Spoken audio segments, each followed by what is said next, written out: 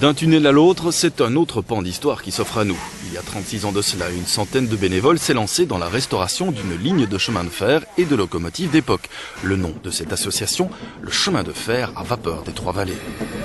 Cette locomotive-ci est arrivée dans le rang du chemin de fer à vapeur des Trois-Vallées en 1986. Et elle a nécessité 4 années de remise en état et elle est en service chez nous depuis 1990. En fait, l'élément principal pour faire avancer la locomotive à vapeur, c'est un gros robinet, qui est un gros robinet de vapeur et qui permet de faire admettre plus ou moins de vapeur dans les cylindres qui permettent de faire avancer la locomotive. Accessoirement, façon de parler, et en réalité plutôt c'est important, il y a un équipement de frein qui fonctionne à l'air comprimé. La quantité de charbon dont dose la locomotive, c'est environ 2 tonnes, ce qui permet évidemment pour nous de faire largement un aller-retour de Mariembourg jusqu'à Traigne. C'est une locomotive évidemment faite pour des petits parcours.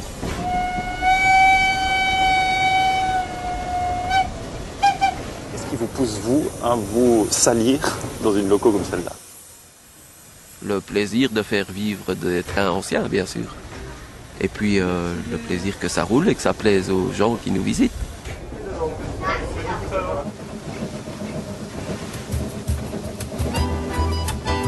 Durant le trajet entre Mariembourg et Traigne, les paysages du sud de la province défilent. L'occasion pour nous de découvrir une autre curiosité géologique appelée le Fonderie des Chiens. Le Fonderie des Chiens, un phénomène naturel caractérisé par l'effondrement de roches calcaires suite à l'infiltration des eaux, un lieu unique en tout cas. L'arrivée du train à vapeur en gare de Traigne, elle, est prévue sur le coup de 15 h. Traigne, un petit village comptant pas moins de 4 musées, dont l'espace Arthur Masson.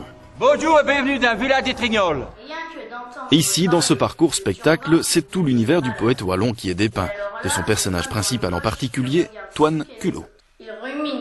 Arthur Masson, c'est un écrivain régionaliste qui a parlé des gens du pays, de la région ici, des gens du peuple. On est dans les années 30, à Trignoles, donc le lieu créé par Arthur Masson pour sa série de romans. Et en fait, ici, ici on est sur la place du village de Trignoles, où on attend l'arrivée du Tour de France. Et puis on va aller de scène en scène, c'est-à-dire de maison en maison dans le village. On va passer dans une ferme, on va passer à la droguerie, au grenier des contrebandiers, au bureau du maire, chez le médecin.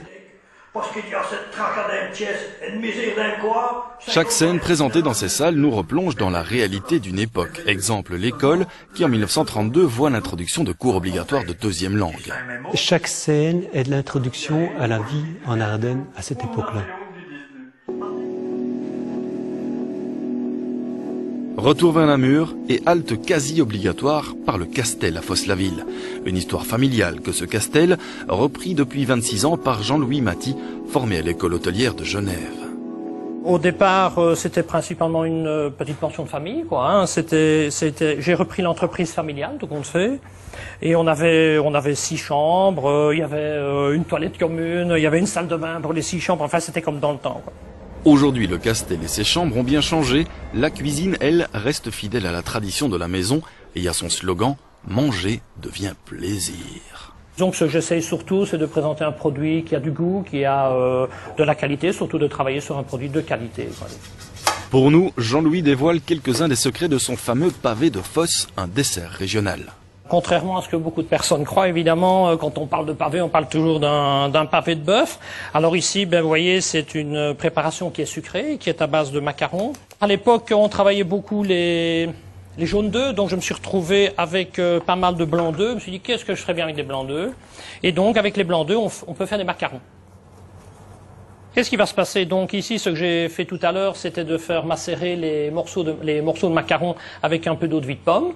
Donc, et puis j'y ai ajouté un peu de cassonade, de la cassonade brune, de la cassonade blonde. Ensuite, j'ai fait un mélange donc qui s'appelle un flan, puisqu'il y a des œufs, de la crème et du lait. J'ai tout disposé. Maintenant, donc on avait un fond de pâte feuilletée, et je vais donc maintenant ajouter le couvercle, si on peut dire, pour fermer l'ensemble de la préparation. Eh oh! Ah, t'es là. Salut Léon. Hey, quelle nouvelle. Ouais, toi. Tu es de passage. Alors quoi, t'es dans les vignes de Seigneur? Ben oui, voilà, c'est mon habitude, hein, qu'est-ce que tu veux. Mais quand je vois ces feuilles qui sont si belles, allez, franchement... Ah oui. Grâce à Jean-Louis, c'est donc un autre personnage bien particulier que nous rencontrons, Léon Brouillère. Ancien banquier, retraité depuis quelques années, Léon s'est entêté à planter de la vigne au beau milieu de la Basse-Sambre. C'est vraiment une aubaine. Pour nous, ce sera aussi l'occasion de faire découvrir, parce qu'on dit toujours que c'est le pays de la bière, mais tout compte fait, hein, on a quand même autre chose que de la bière. Hein, donc, oui, voilà. Et c'est vrai que le produit est très bon, donc il faudra en faire la promotion. Mais maintenant, je ne sais pas si Léon pourra nous garantir une quantité suffisante. On se calme, on se Oui. calme. Hein. Quelle production, Léon? Oh ben, plus ou moins 1200 bouteilles par an. C'est ça. Bon an, mal an, quoi. 1200 bouteilles de blanc effervescent, du chardonnay plus précisément, un cépage qui trouve toute sa plénitude sur ce sol schisteux. J'ai arrêté de fumer en 1975. Et le virus était là, il attendait que j'arrête de fumer. Et en 1976, eh bien, je faisais ma première importation de vin. Nous sommes allés chez Montmessin à Mâcon avec une R4, une petite remorque, chercher 6 cartos. Ah oui. Un carton, c'est 52 litres, 73 bouteilles, et hop, c'est parti. Le virus était lancé. Ne croyez pas un seul instant que cette production n'est que folklorique et artisanale. En quelques années, Léon a réussi à améliorer sans cesse la qualité de son vin. Un travail couronné d'ailleurs en 2006 par une médaille d'argent au concours de Bruxelles. Nous avons ici un puits central, oui, tu pars bien du fond. C'est ça. Et ce sont des verres qui ont été poinçonnés justement pour provoquer cet accrochage du gaz carbonique. Hein, Okay. Bon, c'est un peu de tricherie si on veut, Oui, oui. mais enfin, l'examen visuel est génial, quoi. Hein, c'est que on doit avoir cette finesse. Et cette sur la finesse robe, de- qu'est-ce qu'on peut dire alors? C'est une robe pâle, ça? Oui, ça, la robe est très légère, Oui. légèrement jaunâtre, mais à mon avis, ce qui va être plus intéressant, c'est au nez, pomme verte. Oui, tout à fait. Donc la minéralité du sol donne un peu de fraîcheur, entre guillemets, de l'acidité, mais qu'on n'aime pas de dire.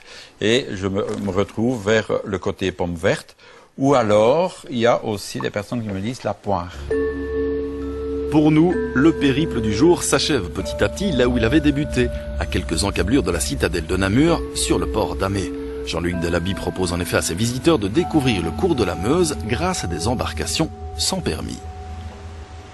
Sans permis ne veut pas dire sans compétence. Maintenant, ceci dit, une navigation dans le Bief qui ne demande pas de passage d'écluse n'offre aucune difficulté particulière. Par contre, si vous souhaitez passer des écluses, je demande quand même un minimum de compétences au départ pour des questions de sécurité quand même. Et très concrètement, quand on se balade ici, dans la région, sur la Meuse, qu'est-ce qu'on va pouvoir découvrir? Qu'est-ce qui vous marque sur l'eau? Eh bien, d'abord, une autre vision des paysages. Vous êtes sur l'eau et vous n'êtes pas en bordure de l'eau. Donc, à partir de l'eau, vous voyez les deux rives. Tandis que si vous êtes sur une rive, forcément, vous ne voyez que l'autre. Alors, ce qu'il y a ici d'intéressant dans ce parcours, c'est que c'est un parcours très varié. On y voit des rochers, on y voit des villas, on y voit des îles aussi, dont l'île de Dave, qui est la plus grande île de la Meuse. On y voit, malgré tout, un paysage extrêmement varié et bien sûr les écluses, de la plante, celle de taille-fer et les autres. The way I feel, a taste of what's real. You wish you could fly away.